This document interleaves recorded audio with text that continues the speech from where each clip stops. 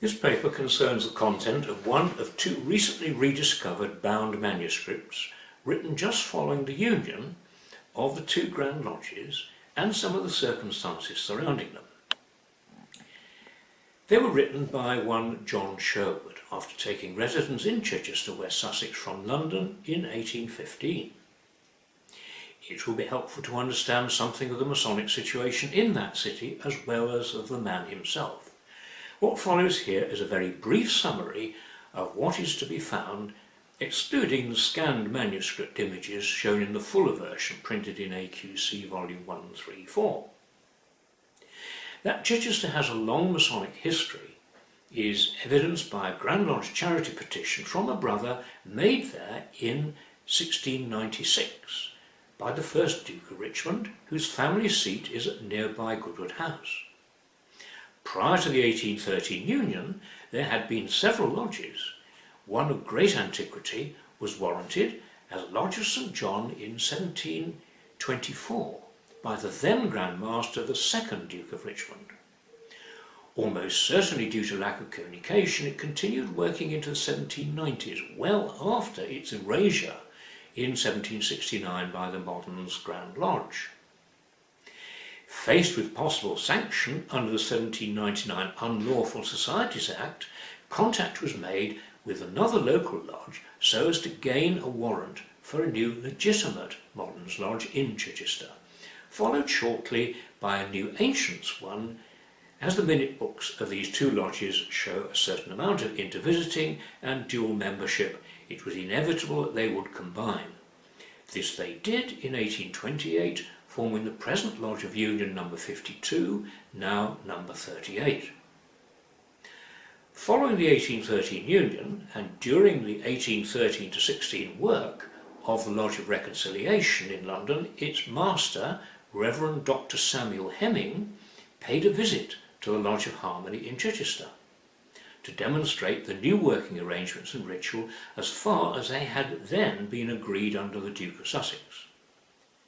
The minute book of the Ancients Lodge of Harmony records a lodge of visitation held by the Right Worshipful, the Reverend Dr. Hemming, Grand Senior Warden and Master of the Lodge of Reconciliation of the United Masons at Freemasons Hall, number 52, on the 6th day of July 1815. The minute goes on to state that it is for the sole purpose of instructing the neighbouring lodges, which were summoned to attend, in the forms as now used by order of the United Grand Lodge. 56 brethren attended the demonstrations in two crowded sessions on that day, the lodge room in the still extant building being really quite small. 15 brethren in all were re-obligated in the third degree only. A word or two about John Sherwood, the writer of the manuscript. I believe him to have been a lifelong bachelor, though personal records are scanty. He appears to have trained in the legal profession in London, where he had lodgings in Cushion Court, and later in Old Broad Street, certainly a little more convenient for the legal district and Inns of Court. He was initiated in Lodge of Antiquity number 1, now number 2, at its installation meeting on Wednesday the 22nd of January 1812 at Freemasons Tavern, with the following members officiating: Right Worshipful Acting Master Charles Bonner, Worshipful Senior Warden Hippolito Joseph da Costa, Worshipful Junior Warden Richard Spencer, Senior Steward James White, Junior Steward John Doxey. Amongst those also present were the renowned William Merrick, Stephen Jones and Christian Bernhardt. Following which, and after refreshment, the Duke of Sussex appointed his officers and appointed Christian Burkhardt as John Sherwood's instructor. Since the Duke was continuing as Right Worshipful Master, and since Moderns lodges tended not to perform a ceremonial installation, it's possible he wasn't present for the initiation part of the meeting. On this, however, the antiquity minutes are silent. At the 24th of April meeting, Sherwood was passed with William Preston himself in the chair, and on 27th of May he was raised with the Duke as Master, but with Da Costa as Right Worshipful as acting Master, who presumably did the actual work. Sherwood's attendance and progress demonstrate his quite remarkable zeal and assiduity. The Masonically stellar company he was keeping undoubtedly provided the sort of impetus which we today can only imagine. The record of some of the subsequent meetings will tell their tale. On the 28th of October, the second lecture, Section 1, Clauses 1 to 5, were worked by Preston, Merrick, Beaumont, Da Costa and Jones, putting the questions, and with Thomson, Sherwood, Turk, Corner and Smallwood respectively delivering the responses. That's a lot of clauses. On the 2nd of December, Sherwood delivers the responses to Section 2, Clause 6 of the same lecture, with Burkhardt asking the questions. Here I will refer briefly to a particular syllabus in the archive of the Lodge of Union number 38, which is noted by P.R. James in AQC volume 82 as having belonged to Brother Wilfrid Breach, a member of the Lodge of Union number 38 of Chichester, but now lost. No, it is here, safe and sound. Within its pages are some separate loose manuscript sheets in Sherwood's hand. So it would appear we have some of the exact responses under Preston and Burkhardt's tutelage. They are far more extensive and detailed than Percy James gives in AQC 82. But this edition of the syllabus I hope to cover in a future submission to the Lodge. On 18th of December, Sherwood was elected to the Lodge's Permanent Committee. On the 20th of January 1813, Sherwood is recorded as being Worshipful Junior Warden and moving to the office of Master of Ceremonies at the same time, and member of the Board of Trial. The Board of Trial dealt with the questioning of candidates between the degrees, and that was in 1813.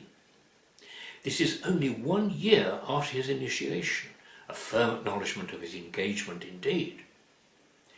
24th of March, he makes a proper apology for inability to complete sections 5, clause 5, Da Costa stepping in to finish off.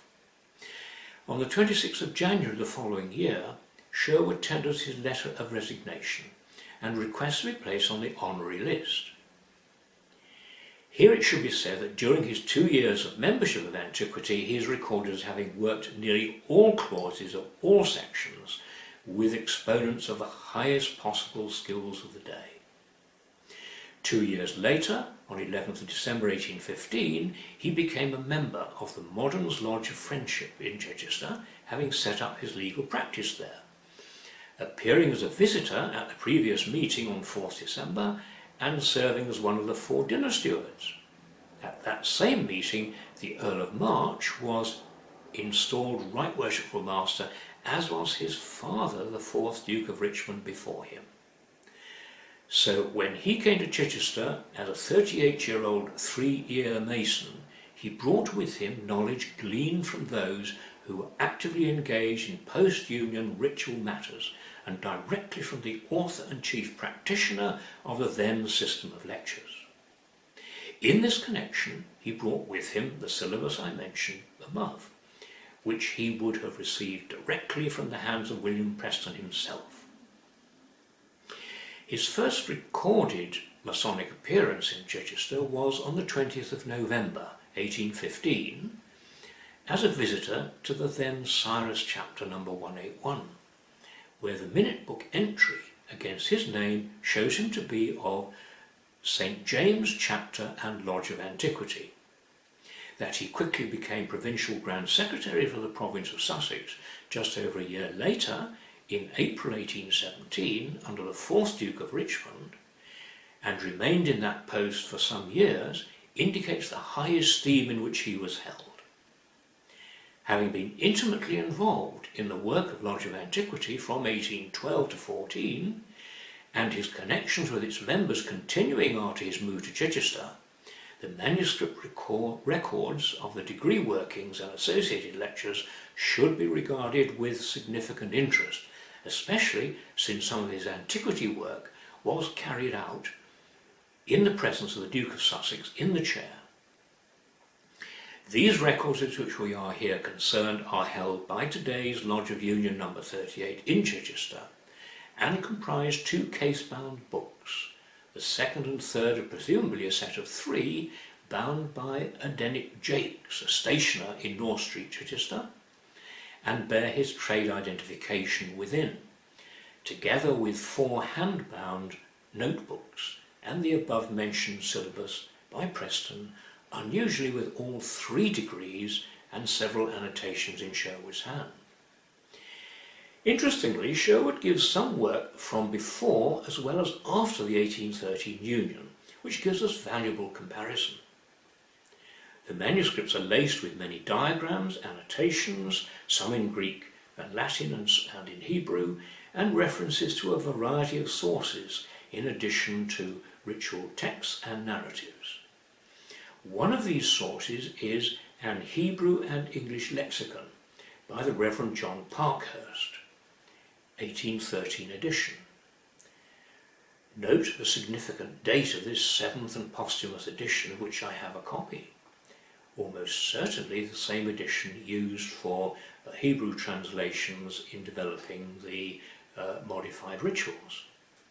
It should be noted that the minute books of the Moderns Lodge of Friendship in Chichester, of which Sherwood became an active member and master, contain much helpful contemporaneous detail, including the knocks of the degrees as the lodge moved freely from one degree or even order to another. Taken together as they should, a fairly full picture of the doings and ritual of the lodge emerges. The minute books of the Ancients' Lodge of Harmony unfortunately give very little detail, often lacking even the names of attendees. In this paper we will now examine aspects of the second degree manuscript as worked before and just after the 1813 Union. His record of the pre-Union working may be a reflection either of Lodge of Antiquity or of the Chichester Lodge of Friendship before the reconciliation alterations. We will first examine the text of the second degree ceremony of opening before the Union. In this, the master first announces that the craftsman will assist to open the lodge in the second degree. Appropriate dialogues then take place between him as ruler and the senior and junior assistants concerning the lodge tiling and proving their status. He then requests the lodge to be formed and the brethren to prove themselves craftsmen.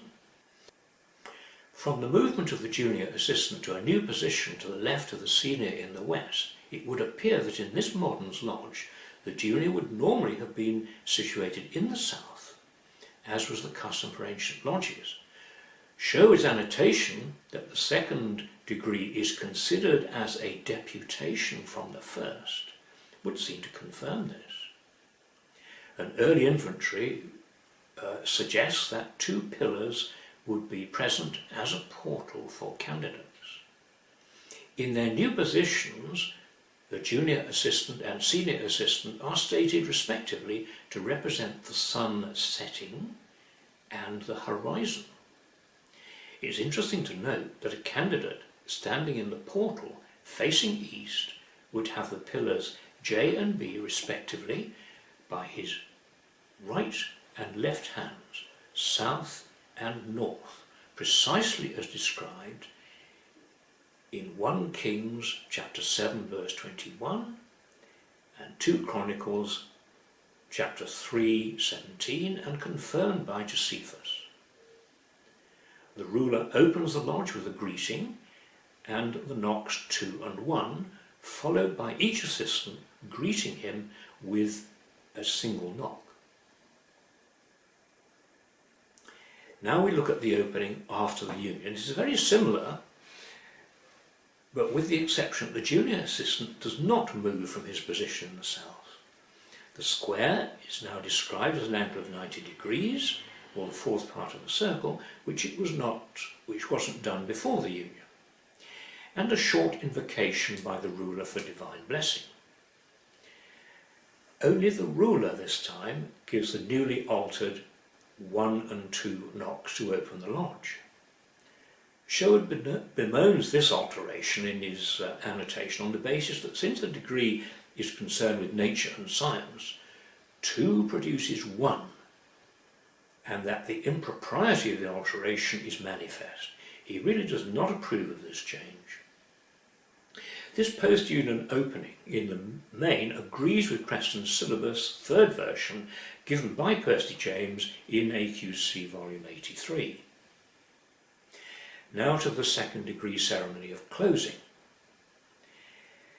These are almost identical throughout and in agreement with Percy James' third version of the second degree closing in AQC 83. Now we come to the ceremony of passing itself, both before and after the union. And the points of note here are, firstly, at his admission into the lodge room, the candidate is conducted to the portals of the lodge to kneel for the invocation. By portals we may understand the 2 pillars manned at the opening by the junior and senior assistants, between which he would kneel. The invocation itself differs markedly in form from what is shown in Preston's lectures. The approach to the east is by the expected number of steps, but additionally a further final number, as in the former degree. The obligation acknowledges that this fellowcraft lodge is deputed from the former, after which the candidate is informed of the reason for gradually revealing the participation over several degrees rather than all at once. The final part of the threefold sign relates to the 2-armed posture of Moses with Aaron and Hur during the battle with the Amalekites. Sherwood notes in the margin that this part of the sign teaches us that while we are faithful and persevere in truth, God will prosper us. Sherwood further instructs that the grip is given by a transition from the former grip. It is at this point, and not before, that the meaning of the past grip previously given is explained, leading to the explanation of the word of this degree and when united with that of the former.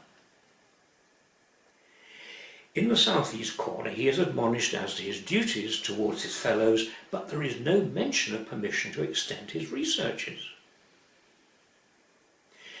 Now, while this section generally follows the outline of Preston's second lecture, there is no mention of Jephthah's battle with the Ephraimites, or of guarding the Jordan crossings, other than in a single reference to Judges chapter 12 in connection with the word, in the likelihood that the passage would be familiar to brethren in those days.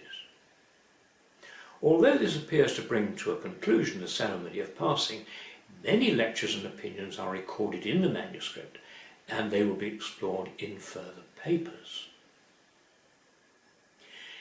In conclusion, the manuscripts indicate that John Sherwood was involved in a meaningful way with the rituals in the Lodge of Antiquity as they were being developed after the 1809 basic ritual rapprochement in preparation for the 1813 Union, and his close association with the leading lights of the Lodge of Reconciliation.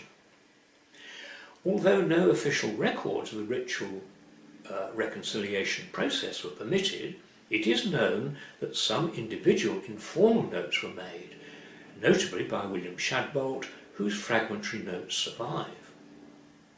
The Duke of Sussex had forbidden the printing of the agreed reconciliation rituals, so we have very little material on which to base our knowledge of the results of their deliberations. Having finished that work in May 1816, it was left to the members to disseminate the results to private lodges orally, either by visiting or by receiving visitors from out-of-town lodges.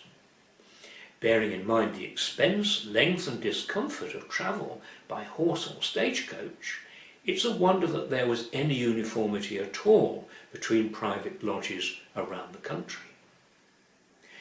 As John Sherwood was not a member of Reconciliation, he would not feel strictly bound by the Duke's prohibition, and his legal training would without doubt cause him to make his own private record. Some of his rough notes are in handmade booklets of paper with watermarks of 1810 and 1814, but as a legal profession he would have available various stocks of paper, so no great significance will be attributed to those watermarks. It was when he moved to Chichester and made the Masonic acquaintance of the stationer, Dennet Jakes, already a past master of the Ancients' Lodge of Harmony, that he appears to have made fair copies of what he brought from London into these manuscript books. From the contents pages of the second book alone, there's a vast amount of material which I intend to address in future papers. His third book is similarly packed with information. For now, the passing degree ceremony furnishes us with an insight into what the development stages reached in melding what he knew from the Lodge of Antiquity with what he found being worked in the Moderns Lodge of Friendship in Chichester. So rather than a conclusion, this is more of an introduction towards what is to come. Thank you for your attention, brethren.